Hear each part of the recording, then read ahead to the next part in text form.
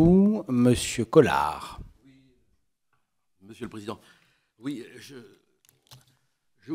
j'ai écouté avec intérêt votre analyse très professorale du contre-pouvoir. Je me permets scolairement de vous rappeler que c'est le philosophe Alain qui, avec les radicaux, ont les premiers théorisé la notion de contre-pouvoir. Moi, je crois que ce dont on a le plus besoin aujourd'hui dans notre société, c'est de contre-pouvoir couillu, au sens où Rabelais l'entendait, fort, puissant. Et je pense que tout se joue souvent dans les audiences. Rappelez-vous l'arrêt du Parlement de Rennes en 1617 ou 1619, faisant défense aux magistrats de maltraiter de parole et les justiciables et les avocats. Alors ne croyez-vous pas qu'il serait temps que le Conseil supérieur de la magistrature puisse dépêcher dans les juridictions des observateurs qui fassent rapport?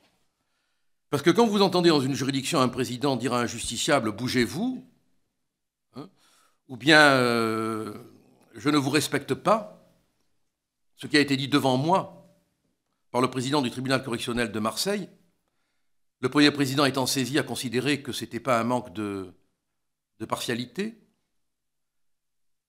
La Cour européenne a considéré aussi que ce n'était pas un manque de partialité. Mais le président a pu dire au justiciable « je ne vous respecte pas ». Et le procureur a surenchéri, et j'ai fait acter, moi, ce jour-là. Alors, c'est là que ça se passe véritablement, l'humiliation, vous comprenez. C'est là. C'est un lieu d'humiliation.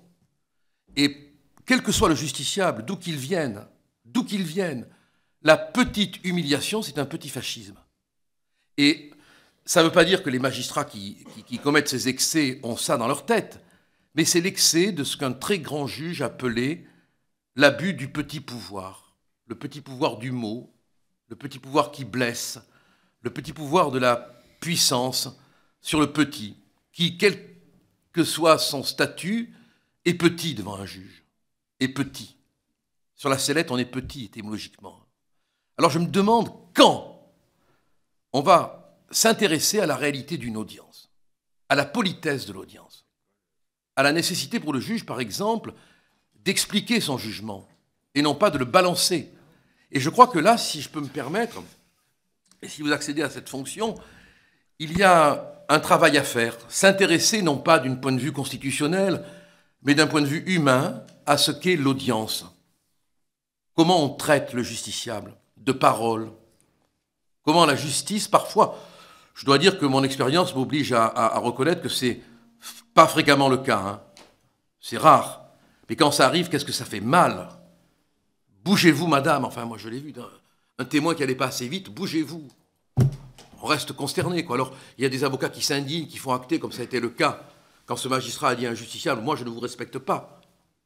Mais si on pouvait, dans ces cas-là, par exemple, se dire, il pourrait y avoir des inspections dans les juridictions sans que le juge le sache, et une observation de la manière dont les débats se déroulent, ça serait vraiment, du point de vue du fonctionnement des contre-pouvoirs, au sens où Alain l'entendait et le décrivait, une chose qui serait très utile pour les petits justiciables, vu que devant un juge, on n'est jamais grand. Merci, monsieur le député. La parole est à monsieur Orkobi. Pardon? Coupez votre micro, bravo, monsieur le député. Coupez votre micro. Merci. Coupez la parole encore. Oui, mais c'est une habitude chez moi, vous savez bien que c'est pavlovien. C'est pavlovien.